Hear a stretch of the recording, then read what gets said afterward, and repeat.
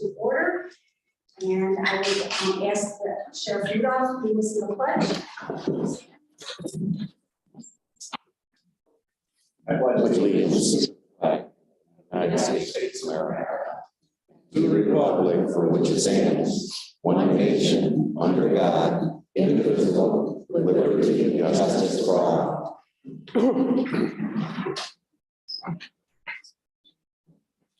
And I'd like to thank you all for coming to our special board meeting today. And I will just start out by saying today's meeting is held for discussion on whether to establish and appoint a special committee of the Board of Supervisors to conduct an investigation as outlined in the notice. When County Board of Supervisors rules of procedure specifically refer any resolution not offered by or on behalf of a committee to the appropriate committee, and it's under Rule 4A. Thus, a discussion can be had as to whether to refer the issue or issues A, B, C, and D in the notice to Finance Committee, which is the appropriate committee, for Rule 12E. Finance Committee can then address things there.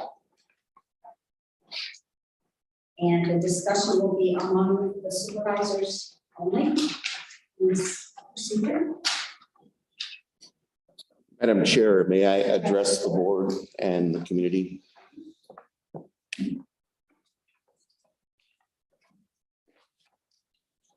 May I use the podium? Absolutely.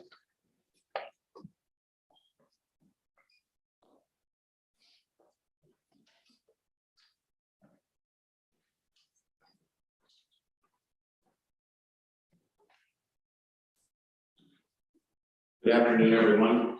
My name is Dan Lower. I'm the supervisor for Housing Order.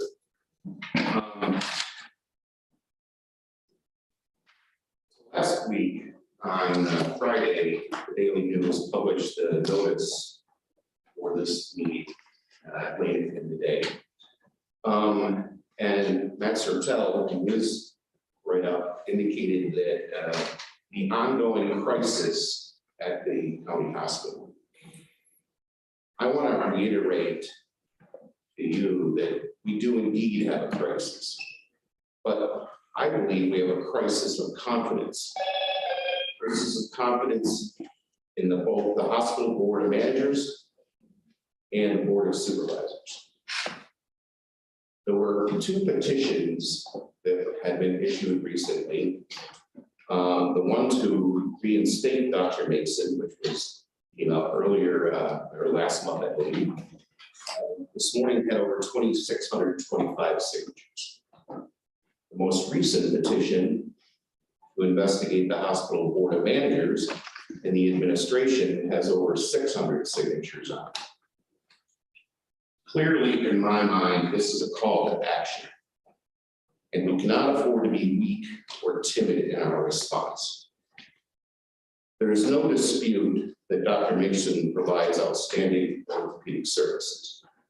Both his patients and staff will attest to that fact.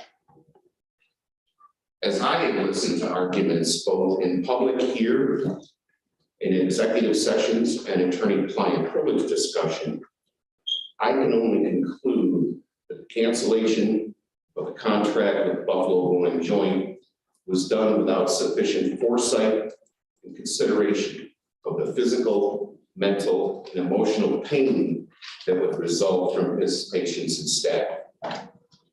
This has led us to a dark place in the hospital and the healthcare system within our county. We've already invested much in the hospital, both in tax dollars, private contributions, and the residents deserve better. As a result, I've already submitted a resolution to the clerk of the board for the next committee cycle that formally requests that the Wyoming County Community Hospital Board of Managers extend a new contract to the Buffalo Bone and Joint. And supervisors, if you agree, now is the time to make your views known. Your constituents and hospital employees deserve to know where you stand. Further, consideration of a special meeting of the Board of Supervisors, I urge my colleagues here to approve the creation of a special committee to investigate the conduct of the Board of Managers in recent activities at the hospital. Too many questions remain unanswered, and we need an independent investigation. To be fair, I am not condemning the bold actions of the entire Board of Managers. They serve selflessly and without compensation and are outstanding individuals within our community. We thank you for your service. However, we are compelled to address the current crisis of confidence expressed by so many in our county and our region. The future success of the hospital is at stake. Additionally, I understand that the Board of Managers is now interviewing potential candidates for a new CEO position. I will tell you this, I will not vote to approve a contract financial with any new CEO unless we as a board have had an opportunity to interview that individual. Finally, I strongly urge my colleagues to be careful in your conversations with others on this matter. Unsubstantiated allegations made against specific individuals have a way of making themselves known on social media and can be detrimental to all parties involved. Thank you.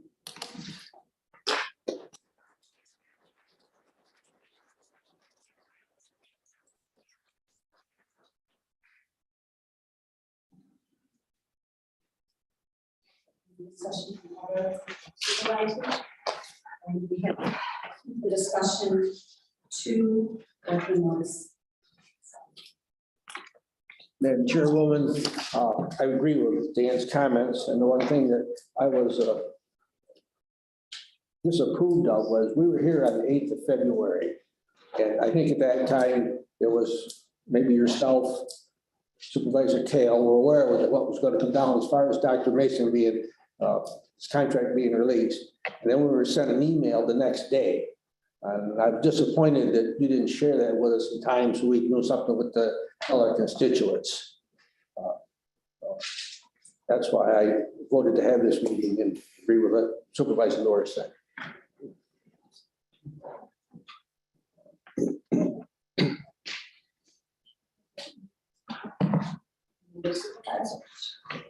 Chairwoman, may I have an opportunity?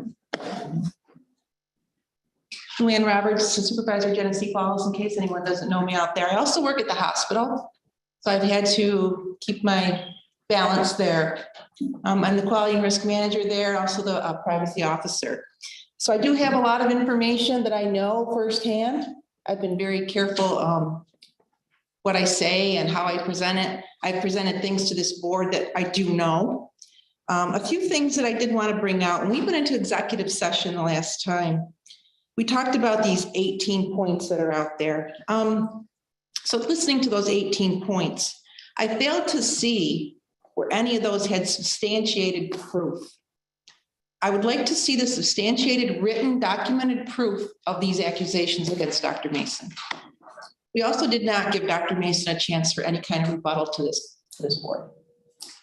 So I would like to see all of that. As a matter of fact, some of the accusations, I attended some of these meetings and things that were discussed. So I can tell you that they were not quite 100% true. So it was also reported to me, as being regulatory as I am, some other issues that were going on in the ortho clinic after Dr. Mason's dismissal. I am not free to talk about those issues right now, but the hospital board was made aware of them. And these practices would lead me to believe we need some kind of audit or financial oversight over that clinic to just definitely separate what happened prior to Dr. Mason's leaving and after Dr. Mason's leaving. There's some serious, serious financial concerns at hospital. I think the CFO, who was supposed to be here until October, that is now leaving, should come and talk to the Board of Supervisors and tell us just exactly where we stand financially. I hear he's talked to the Board of Managers, and I'm not sure where that goes. So I would like to hear it for myself at this level. We could all go to the Board of Managers meeting if we'd like to, but I think it warrants Mr. Knapp coming and speaking with us exactly where we stand with the hospital. I'm not hearing that it's looking very good. It's looking very bleak. So in short, WCCHS is spending thousands and thousands of dollars on their ortho clinic still to this day, losing thousands and thousands of dollars, which is public knowledge, Merlin spoke about. It's not just the ortho clinic, there's many, many other issues at that hospital. They're just, I don't know, not getting addressed. I don't know what the problem is. I'm not in finance. So these are some of my concerns. But in conclusion, I would like to say the lack of communication and transparency on both the hospital board and this board is appalling. It encompasses the validity of the hospital board and all their trustworthy and our trustworthy behaviors and how the public sees us. We need to be more transparent. We need to listen to those people. We've got a lot of people that have said a lot of good things about Dr. Mason, a lot of good things about the hospital. I'm hearing conflicting, I want to say, comments that it's not that way, that it's Dr. Mason, really that the hospital people want him gone. I haven't heard one person from the hospital say that, but I'd like to see the proof. Where's the petition that says we want Dr. Mason gone? If anyone has any questions they'd like to ask me about this, that I can divulge to you and speak to you about, I'd be happy to do that after the meeting. But I would just like to say, I think transparency is in order and we need to do away with these executive sessions and everything we talked about. The public wants to hear what's going on. And I think we need to let them know. Thank you.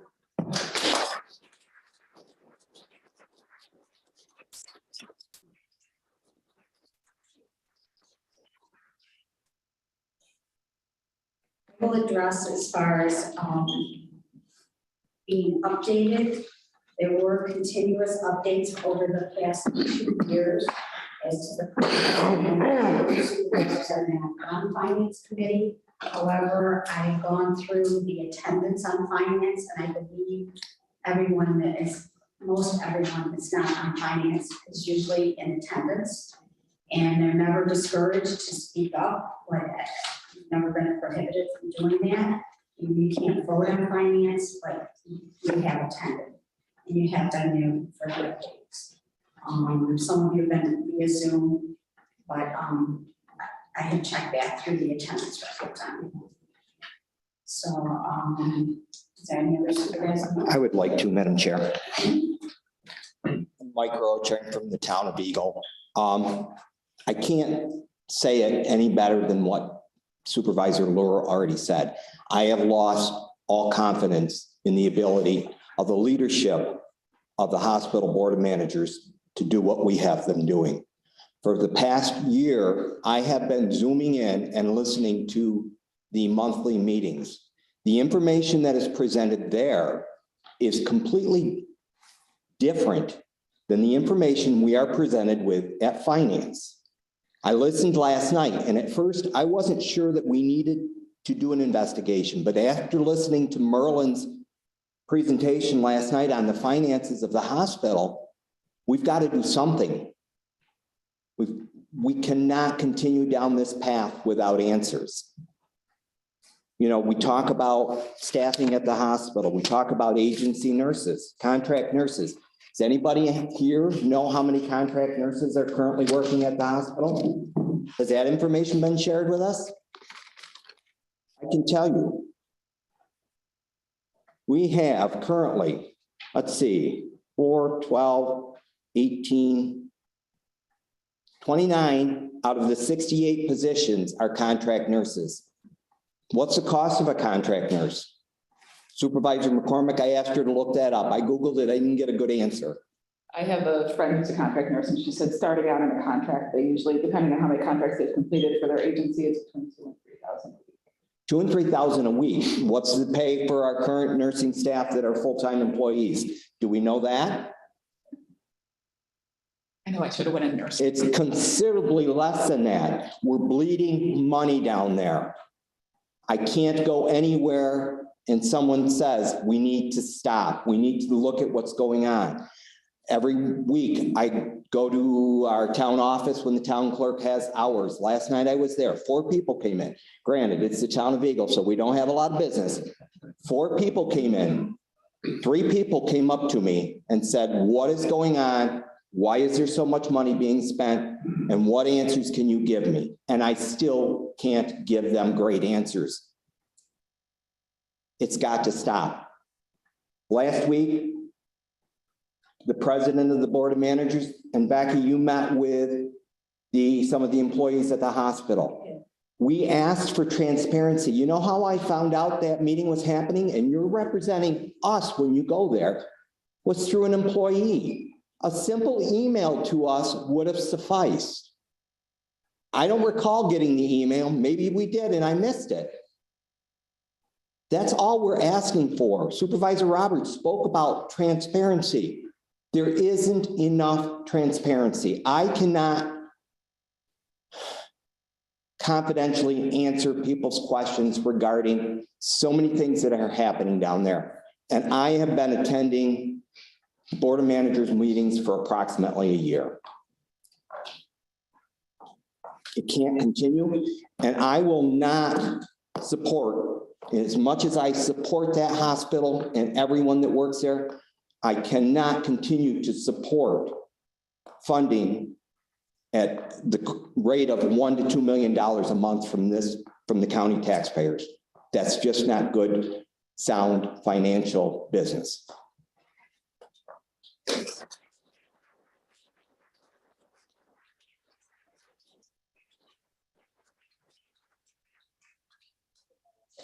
If you would like, I didn't realize that I needed permission to go and thank the staff. I will read to you what was said to the staff. I'm waiting. You've got the floor.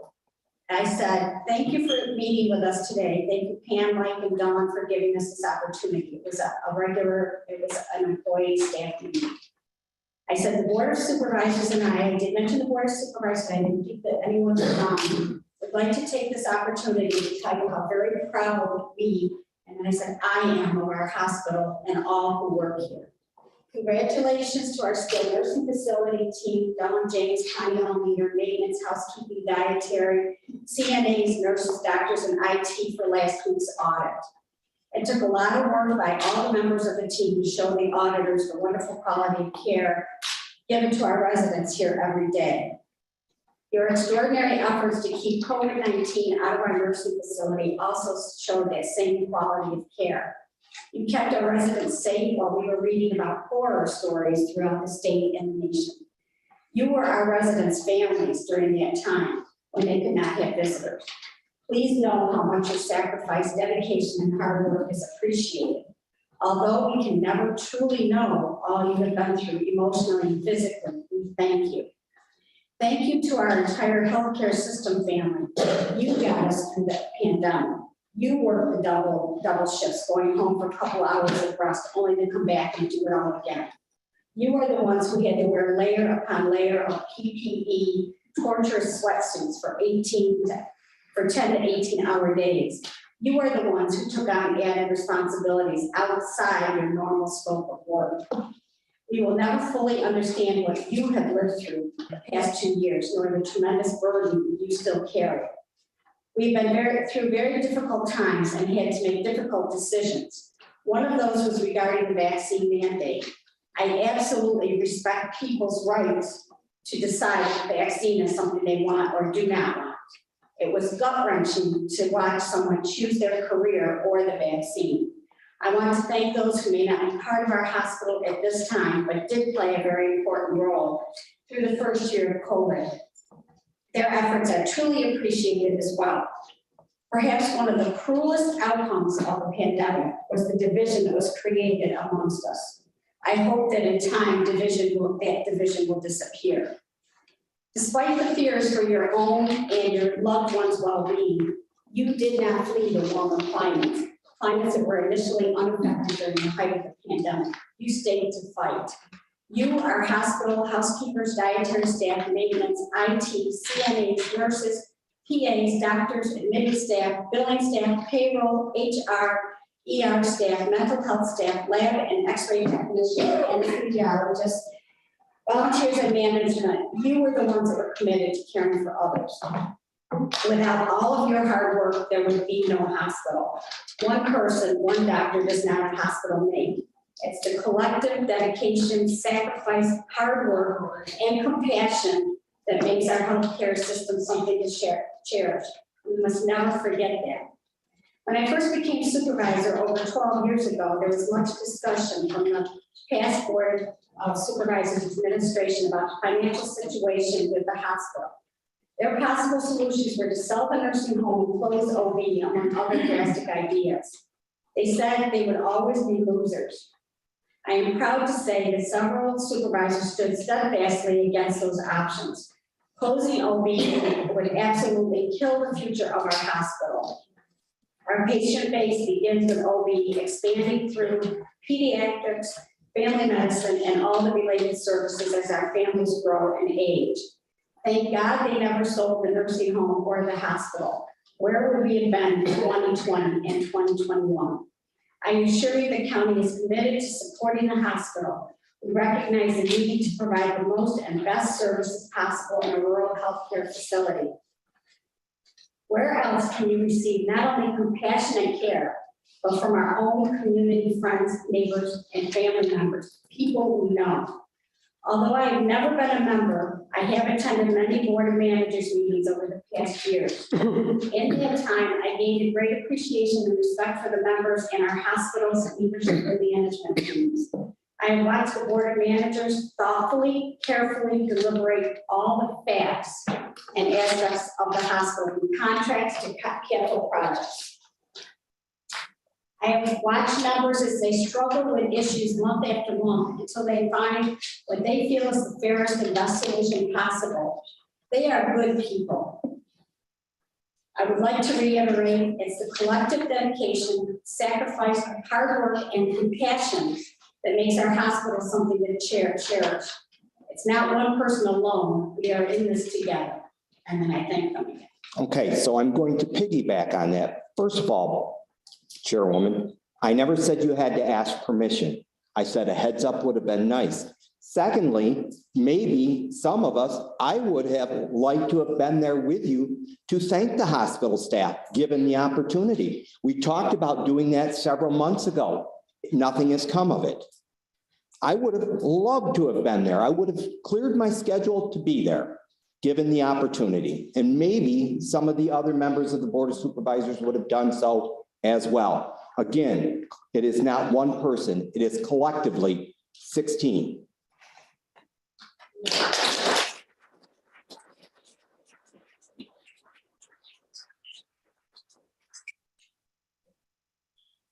Unfortunately, the time that it came up, it came at short notice. It was allowed, and It always does. It always does. the supervisors were, We could have been notified. Madam Chair, Mr. Davis. in your defense, most of the supervisors were in Albany at the NISAC conference, so it would have done very little to email them. They wouldn't even have got the email. Secondly, Board of Managers, in my opinion, are a great group of people. What we need to do, surround ourselves with good people.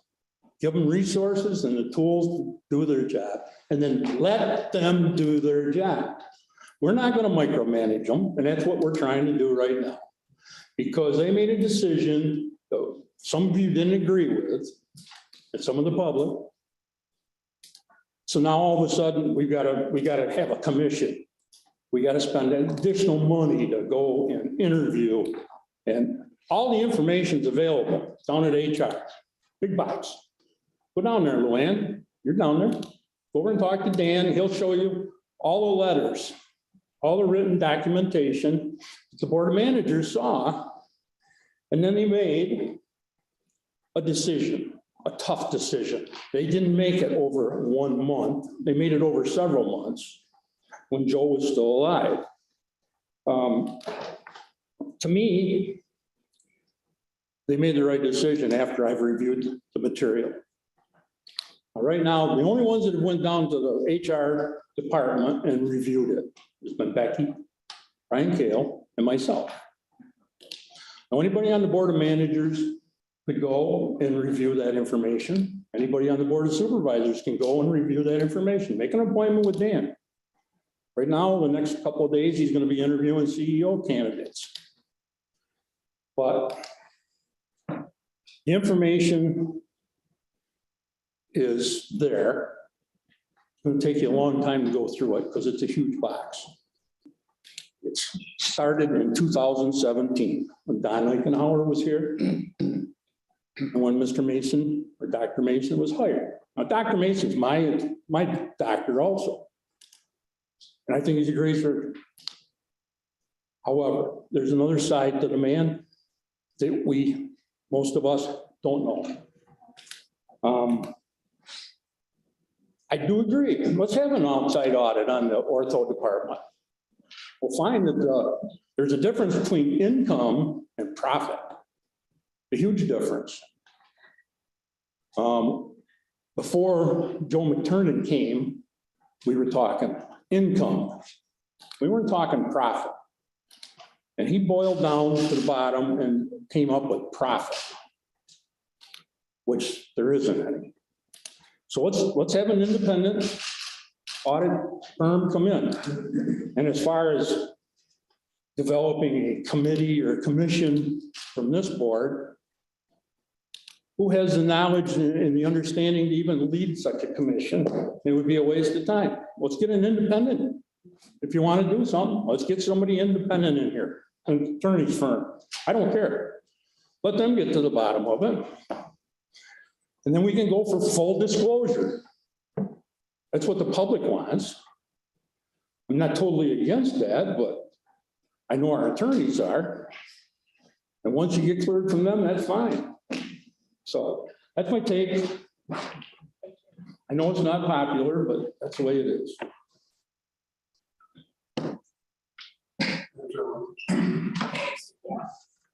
I agree 100% with Jerry Davis. I've been involved in this since the beginning.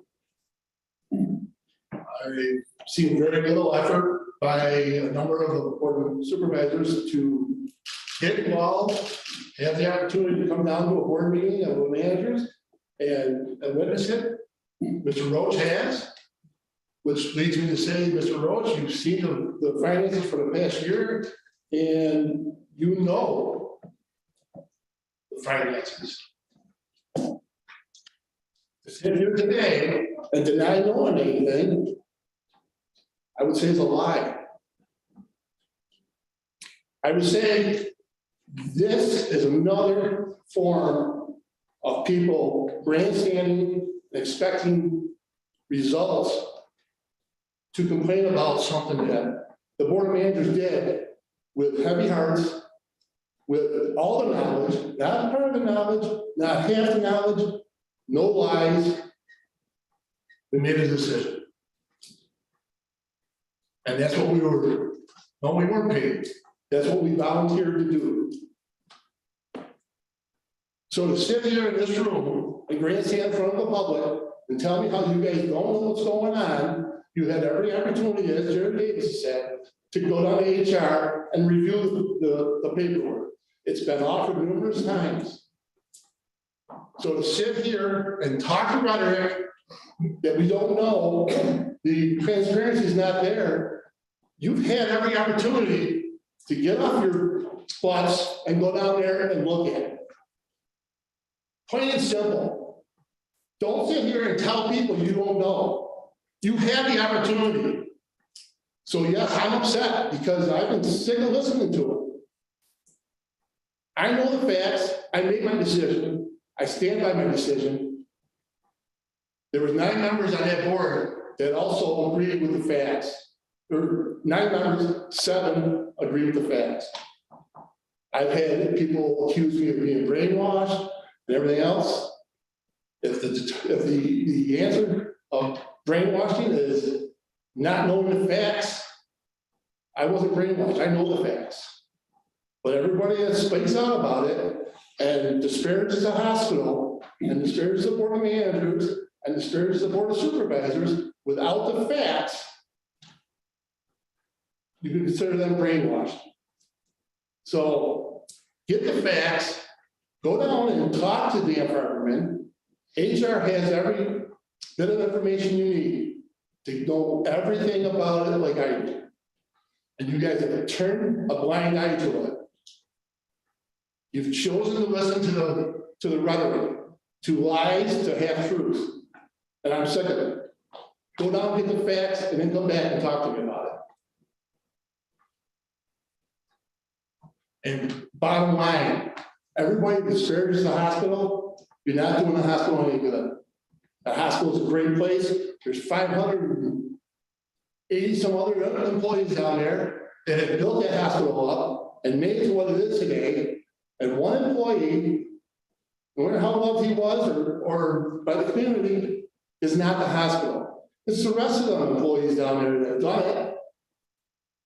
Nobody's giving them credit. Everybody's complaining about it. People come to the public meeting and say, I'm never gonna go there again because Dr. Mason's not there.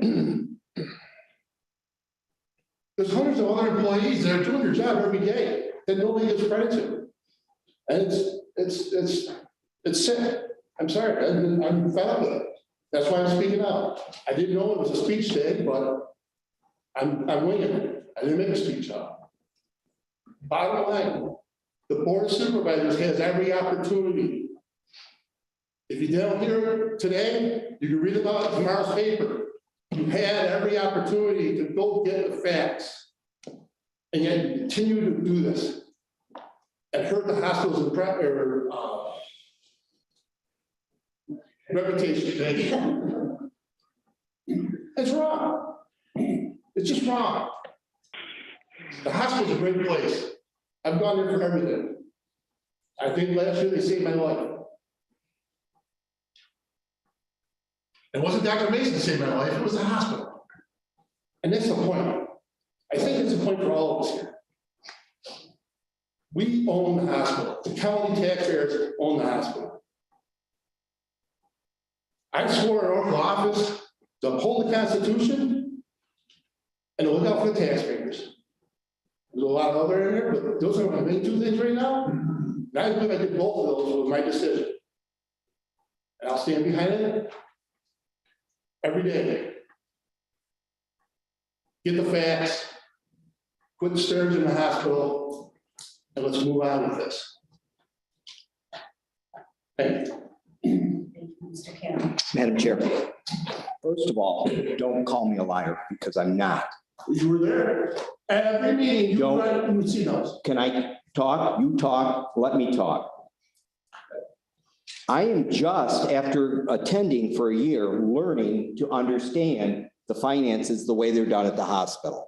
It is completely different. You have budgeted loss, projected loss, actual loss. Am I correct, Jerry? You are. It is not easy to understand. There were a couple of meetings when Merlin was explaining something and he was shut down. Last night, he had free reign. Did you know prior to last night how many contract nurses we had employed down there? I didn't. It changes daily. I know it changes daily. I understand that. I didn't realize that the number was so great. Mr. Farberman comes to us, talks to us. He says, yeah, we've got travel nurses. I guess I'm at fault, we're at fault for not saying, well, how many travel nurses? He says every month. Well, we've got about 100. He says we got about 100 positions open. And we'll say, well, what are those? And he'll say across the board. Okay. Those are the things. I'm not just looking at Dr. Mason's and Dr. Mason's contract. I'm looking at the long-term financial stability of the facility. And I don't think we are. I don't think we are. That's your impression. That is my impression. We cannot sustain that many travel nurses operating the hospital the way we are. It is not financially sound. So what's your answer? I don't know. We've got to have somebody that knows healthcare come in and tell us. And that's what we're doing, we're trying to hire a new CEO. I don't think we want to go down that road. Because he or she is going to have their own agenda. As an educator for 30 years, I've seen superintendents and principals come and go, and each one comes in with his or her own agenda. We need an independent person to tell us what the best thing is to be done with the facility. Close it? No, not by any means, Brian. That's not what I'm saying. How do you get rid of the commission? But we've got to look at it and make sure it is right size for what we're doing. That's what, so. It's being done every day, they're analyzing it every day. But not an independent person. Each CEO is going to have his or her own agenda. And in the case of a small rural hospital, part of it's going to be building their resume. Mr. Rose, thank you.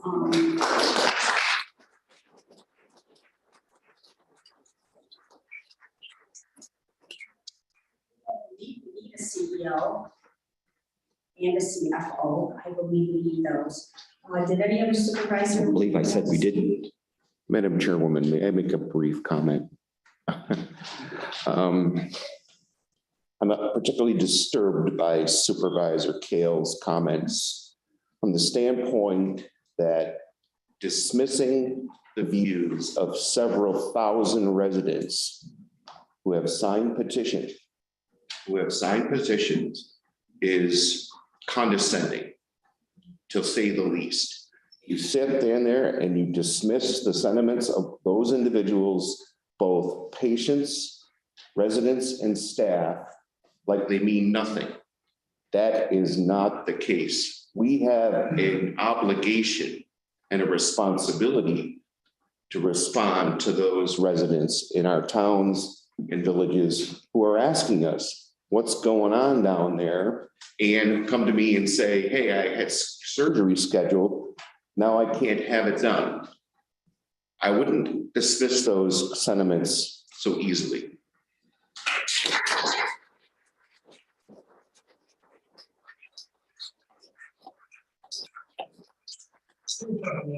You're putting words in my mouth. I didn't dismiss anybody. The decision we made down there with heavy hearts, and we know that we were gonna impact people. And we still made the decision that we did for the betterment of the hospital, the community, and the taxpayers. I stand behind it, and don't shake your head at me until you read all the facts, man. You need to have the facts before you can judge me, like everybody else has been judging me and the board managers. The disparities, you don't know the facts, you can't answer the question. I think that we've had plenty of discussion. I would ask for a motion to move this to the proper committee where it can be done, where it will not be in jeopardy of being challenged or nullified. And I would ask for a motion at this time to move this to finance. Excuse me, Madam Chairwoman. I think we've had some interest from the public to express views. You have not suspended the rule that allows the public to speak. However, we have had a written request from an individual who would like to address the board. Oh, okay. Hans, is it something different than what you mentioned at the last meeting? In addition to? Yes, it's details. It's facts. It's things that we need to hear. So Okay. I think it's very important. Okay. Sure. Yes.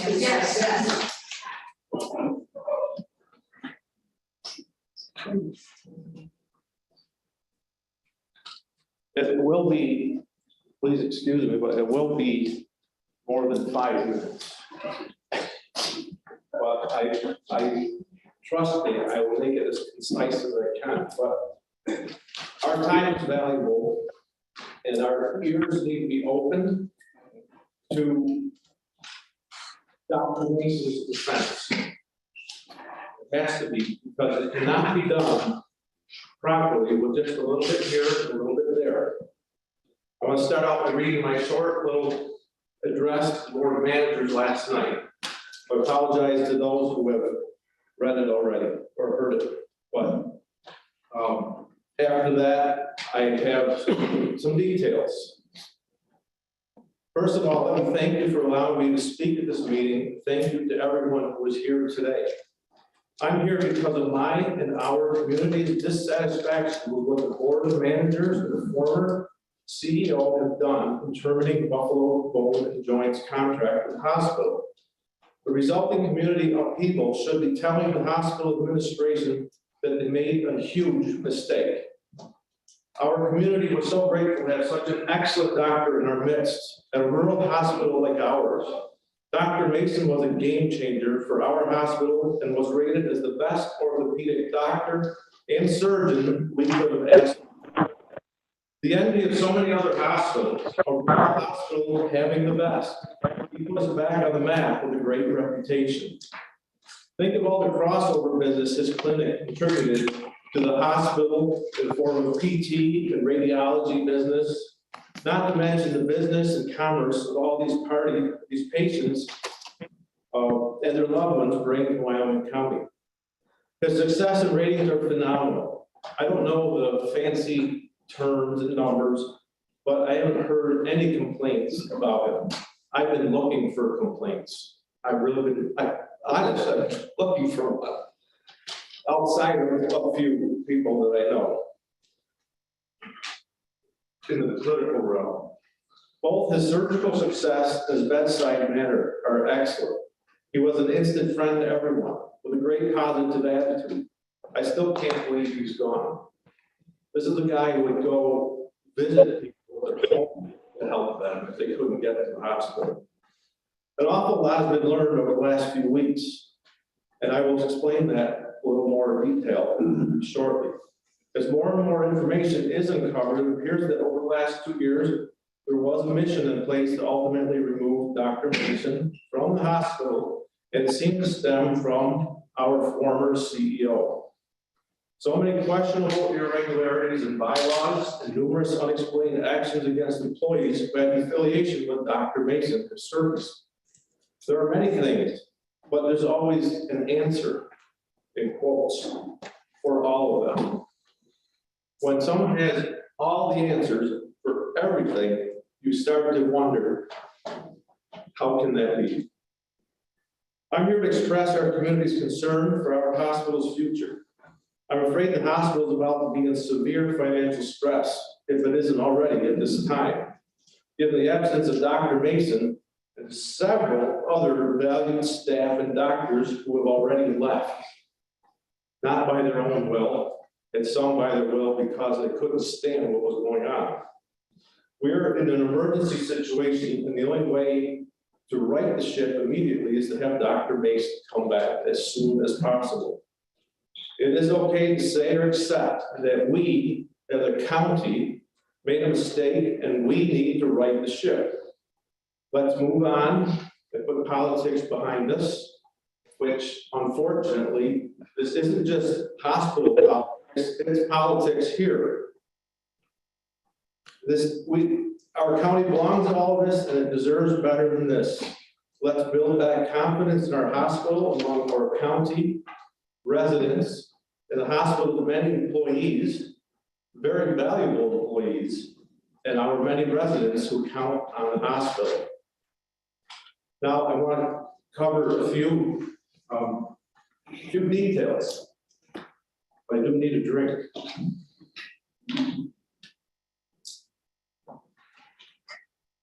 The letter of termination. The CEO, unfortunately, did pass away on January 24th. I knew Joe. we got along great, but I didn't realize that there was, he took me golfing at the hospital golf tournament. There was supposed to be 4 of us, but one person canceled and the next person, his wife had a car accident that morning, and so it was just Joe and me for 5 hours on the golf course. And we had a really good time. I will always value that. But unfortunately, the CEO had a problem. His name was Dr. Mason. He alluded to it a little bit, but I kind of thought, well, anyways, on January 24th, Joe returned and died. Buffalo Bone and Joint got the termination letter, or was terminated on February 8th. Now, that's a couple weeks after Buffalo Bone and Joint was terminated. So the question was, I thought the board of managers and the supervisors had to approve this. No, there's something that says that the CEO of a hospital has the authority to terminate a contract, even a big one like the CEO. But my question is, on February 8th, Buffalo Bone and Joint was terminated. But it wasn't terminated by Joe. He wasn't here. Joe was gone 2 weeks before that. So there's no way that Buffalo Bone and Joint was terminated by the CEO of the hospital. He was not. He was not here. All right. I know it's a technicality, but it's a big one. The termination letter was never addressed to Dr. Mason. He didn't get a phone call ahead of time. The letter was sent from the hospital attorney to Dr. Mason's attorney, but no communication directly. And the letter that went from Dr. Mason's attorney, or to Dr. Mason's attorney, was to the attorney, was not addressed Dr. Mason, and we're sending it to your attorney. Dr. Mason never got a phone call. He didn't know until his PA told him that he had gotten a phone call that they were terminated. The plan to get rid of Dr. Mason is very important here. I know that Mr. Davis said something about, well, we had an issue, we terminated the doctor, and let's get on with it. That's what happens to the board of managers. It wasn't done lightly, whatever. Let's just go over a few facts. The CEO took over on January 1st, 2020. Yes, he arrived a few months early to shadow with Don Eichenauer, the CEO at the time. In January, the CEO told the board of managers that he didn't need consulting from Dr. Don Eichenauer. The board of managers approved this, and I know that some of them are really regretting it. What a red flag. They hired Don to be here for a year and a half, mentor, oversees financials, staffing. You know what? Right off the bat, that's what Joe did. He asked the board of managers, don't need him, but just give him some special assignments, like advertising and stuff. They took him off the emails. Who else did they take off the emails that talk about finances and staffing? Dr. Mason, way back there in January. This is the beginning of the 2-year, let's get rid of it. Immediately, Dr. Mason, yeah, and on top of that, Dr. Mason's chief financial officer, chief medical officer, and he's excluded. Also immediately, the CEO and board of managers hired a law firm, Garfunkel and Weil, which is a New York City law firm that Joe was familiar with from his previous work.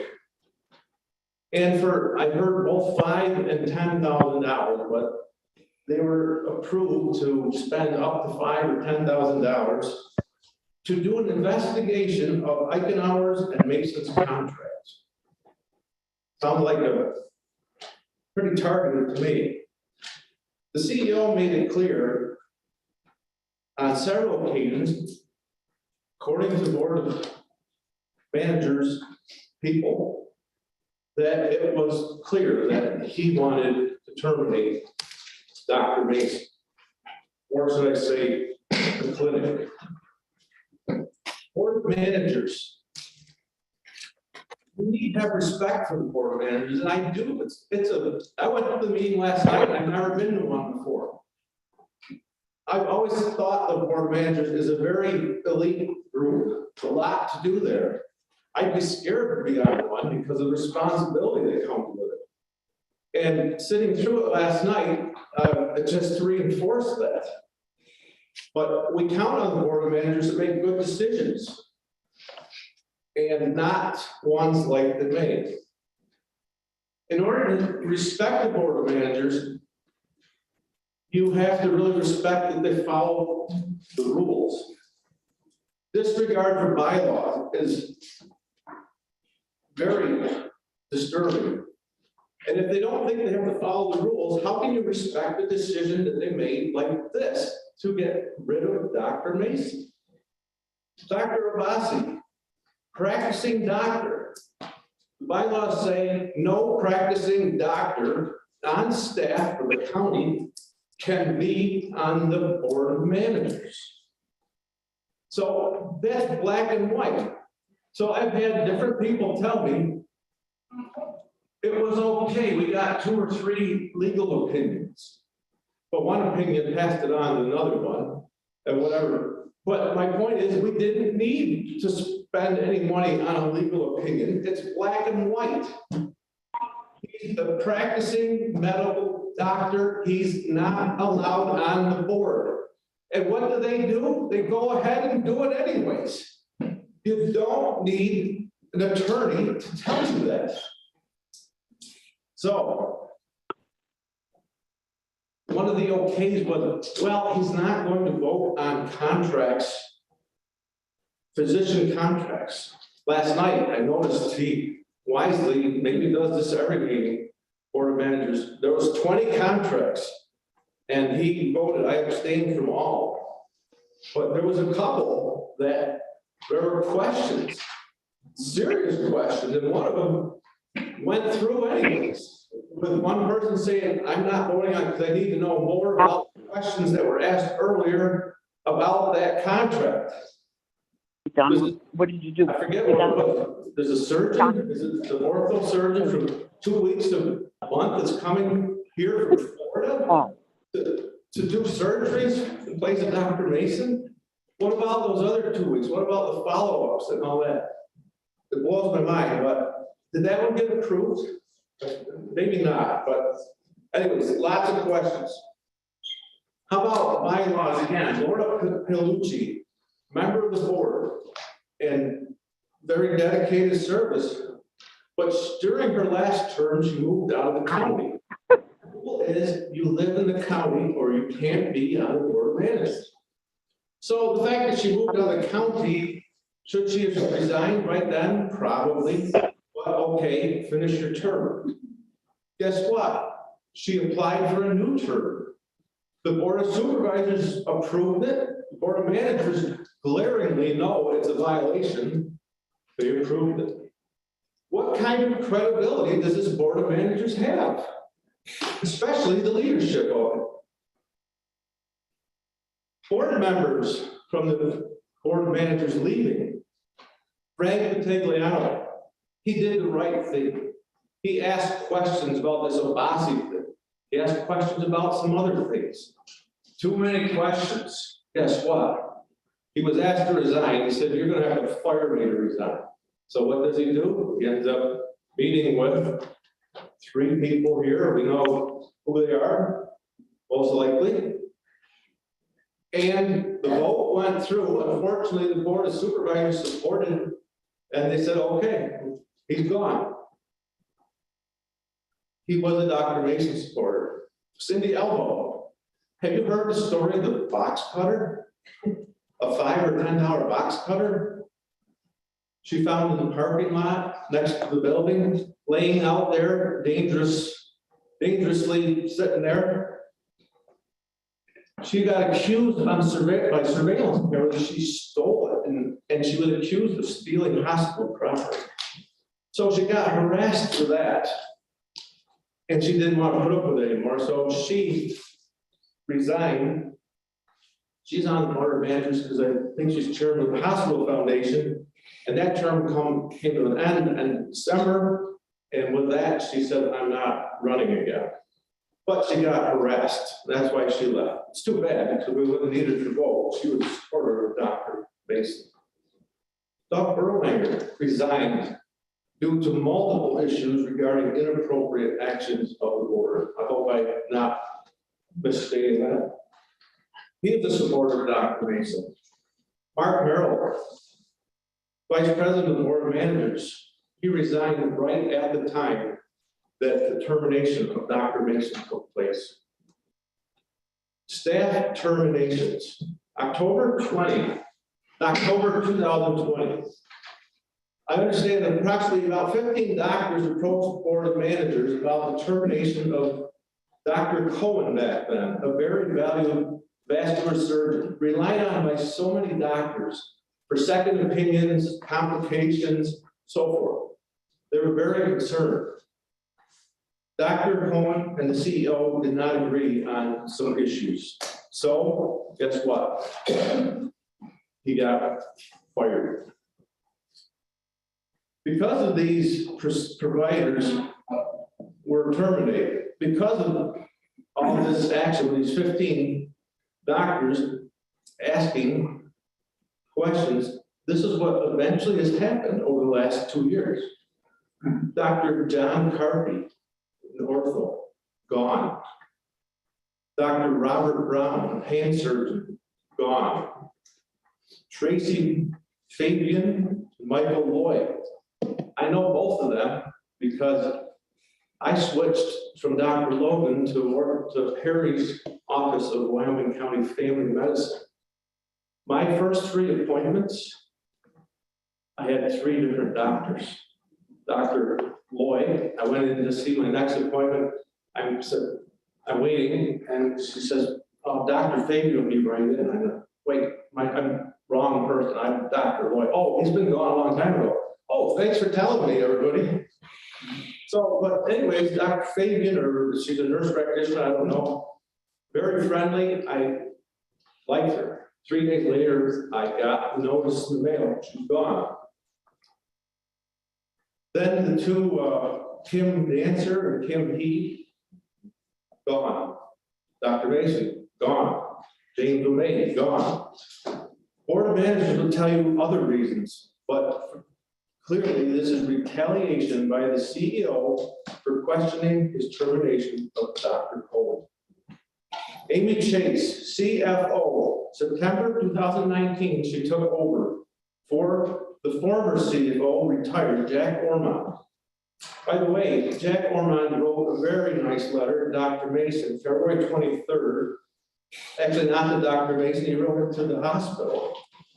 And he said, the hospital's viability without Dr. Mason is a deep concern for me. And he stated Dr. Mason is a reason for the hospital's enormous success. I'm not saying that the other doctors and staff aren't part of it, but Dr. Mason clearly was a superstar. You know, on a basketball team, the highest scoring guy isn't the only reason they win. There's lots of people out there. Well, anyways, Amy resigned in 2021. She could not perform her CFO duties because the CEO was interfering and controlling her work. For that, we are now paying the interim CFO, who is leaving, I guess, now. But if you annualize the income, I hear it's close to $300,000 for a year for this contract. You have to hire through a headhunter outfit or whatever. Amy's compensation package, I know, is way below half of that. So here we are, we're spending more than double on a temporary CFO, who by the time he leaves, is probably just really getting to know the finances of the hospital. Then we gotta start all over.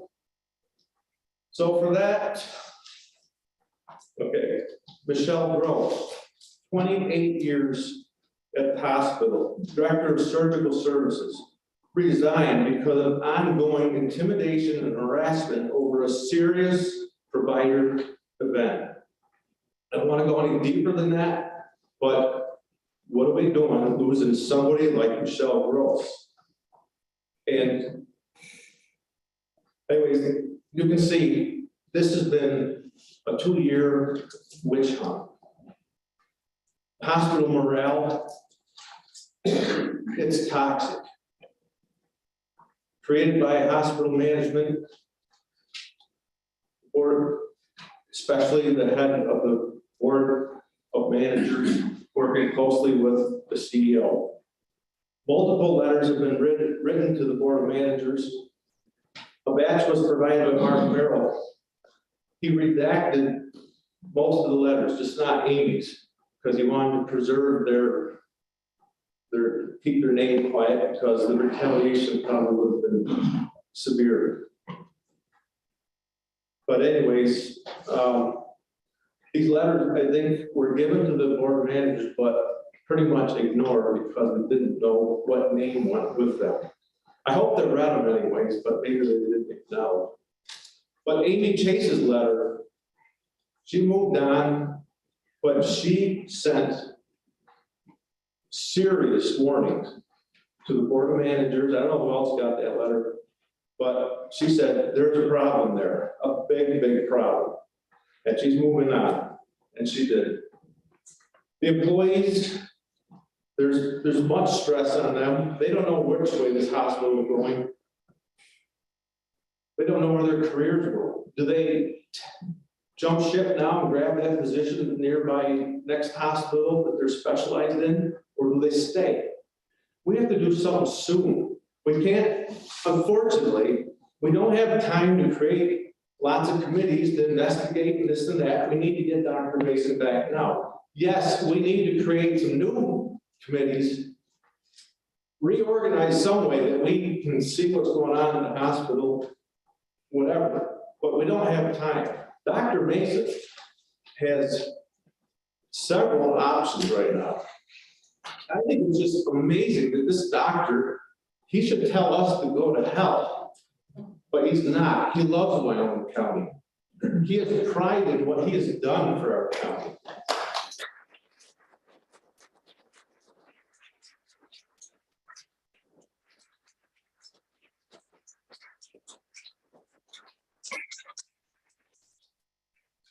You might think that maybe he's arrogant. He's not arrogant.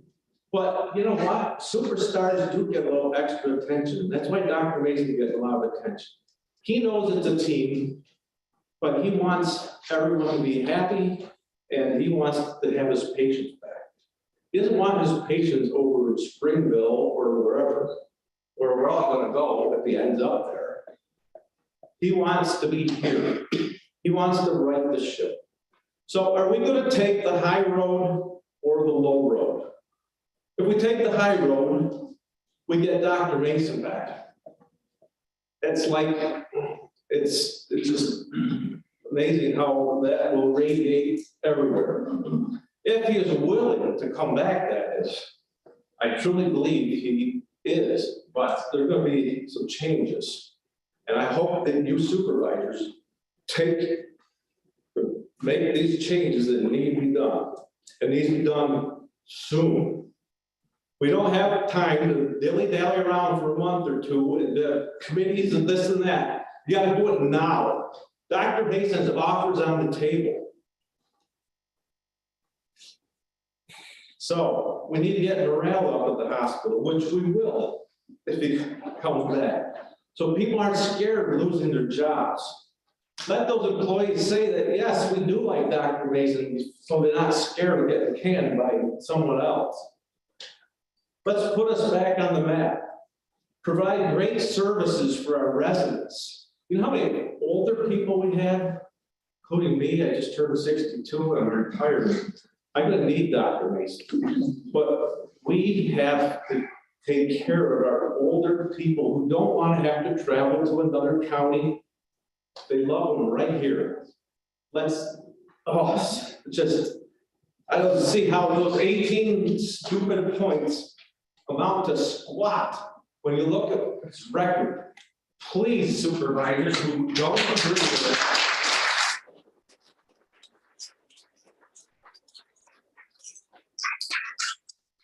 Revitalize all departments of the hospital. Some are still running on all cylinders, thank goodness. But it's going to be good for everybody, all of us as a team. Let's use this opportunity to make it twice as good as it was. He's not losing money for our county.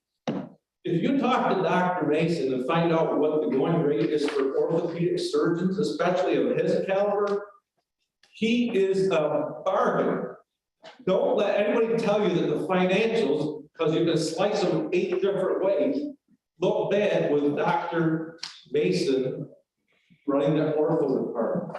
Yeah, is his contract a little expensive? Probably 1.62 million, but that covers everything. His PA, all his insurances, and he can do better easily many other places. We have to be competitive. And maybe we will have to redo that ancient operating room. Ancient is what I hear. I hate to go this way, but let's look at the low road. This is what's going to happen if we don't take care of something like within days, if not today. We permanently lose Dr. Mason. The hospital fails. Fails?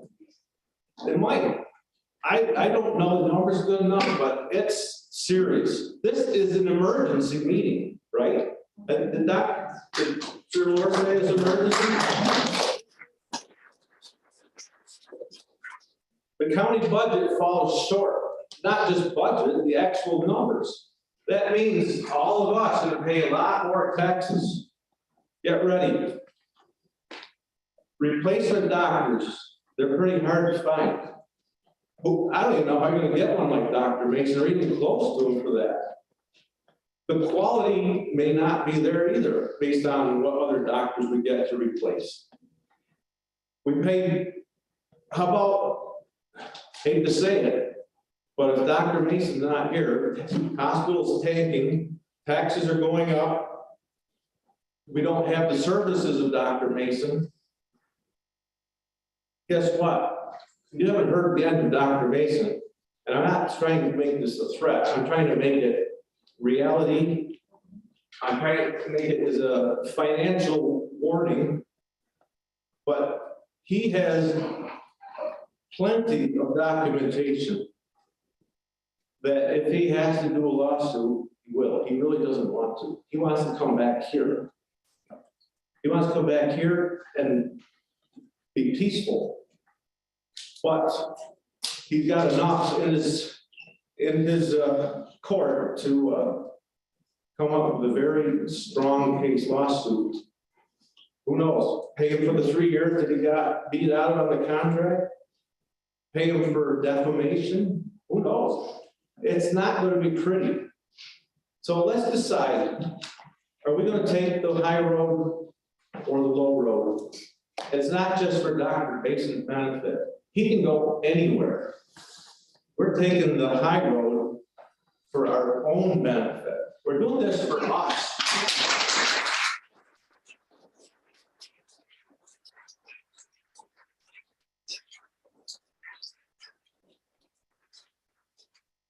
This is our only chance to get it done. We can't wait. Thank you very much.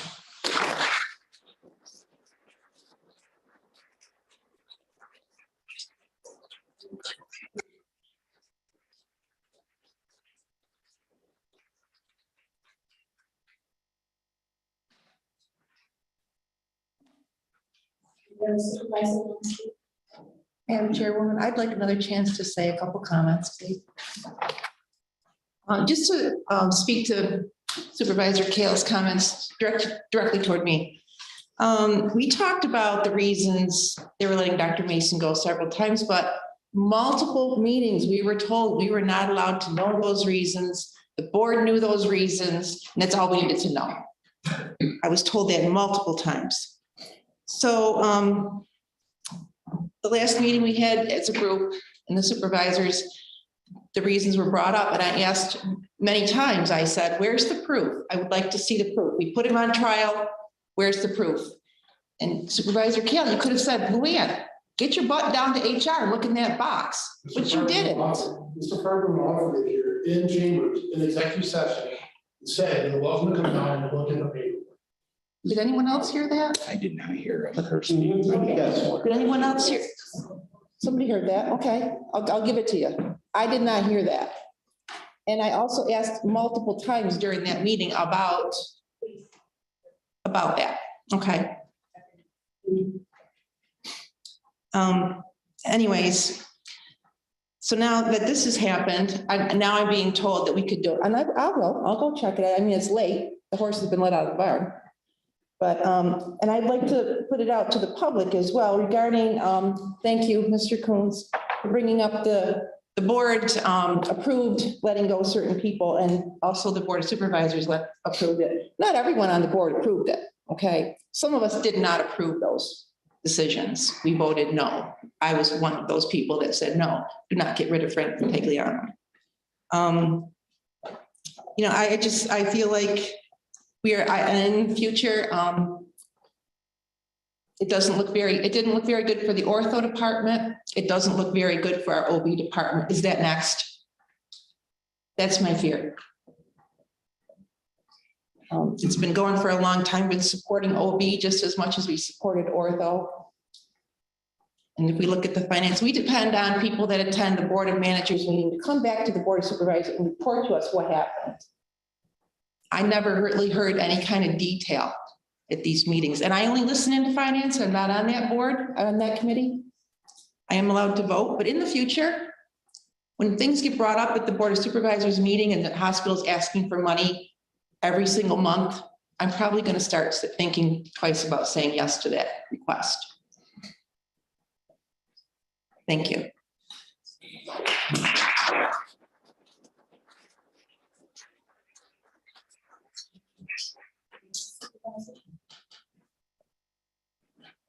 Yeah, I appreciate Mr. Hahn's comments. He was right on. He came out with a few of the facts that were stated. Number one is why Dr. Mason was let go really illegally. I'm fully in support of Mr. Lohr, beyond Ms. Roberts, Mr. Roach's comments. They were dead right on, my opinion. And I look back here, I don't know everyone here, but numerous people here are retired or worked at the hospital. That's what I look at. I know I'm new here. I only started January 1st. But when I have people call me up that worked at the hospital 30, 40 or more years, and go on and on, and people that work there today and hear comments, and why numerous people, workers, nurses, whatever, are gone from the hospital. And then I got another question on why did number two, another CFO, why are they leaving? We were just told the first young Amy left a letter. What was in that letter? Why did she leave? That question was asked by someone in a previous meeting, and the person did not know the answer in a previous meeting. Why Amy left? The person asked did not know the answer. Okay, now why is this? Why is someone making over 300,000, all of a sudden they're gonna leave? The only thing that comes to my mind is something sure is absolutely wrong. Definitely wrong. Again, Mr. Cohen stated a few of the facts. I like to listen to him because he was dead on, my opinion.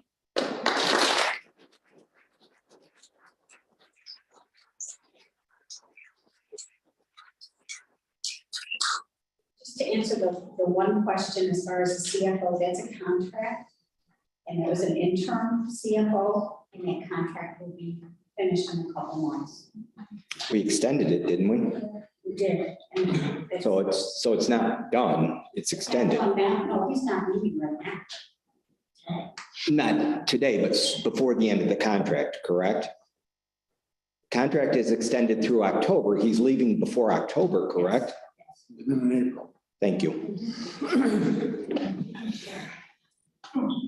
And so do I have a motion to move this to finance? Because I Oh, sure. I would like to answer a couple things as far as Hans's statements, facts. Some of those were fiction, unfortunately, and I can't get into those. Again, if we want full disclosure, then fine, let Dr. Mason sue us, and it'll come out in the courts, and you'll get full disclosure. We'd love to be able to tell people the reasons behind the contract being voided. However, because of executive session and attorney privilege, we can't disclose those things. I'd love to.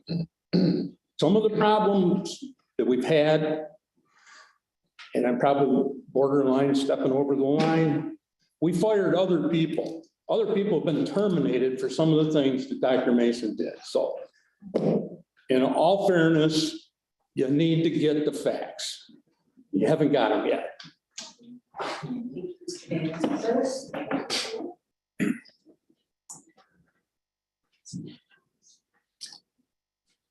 Then I would move, actually, I don't need a motion, I will move this to finance so that it will be done properly and legally. And take it up in finance. Supervisor Berlinger?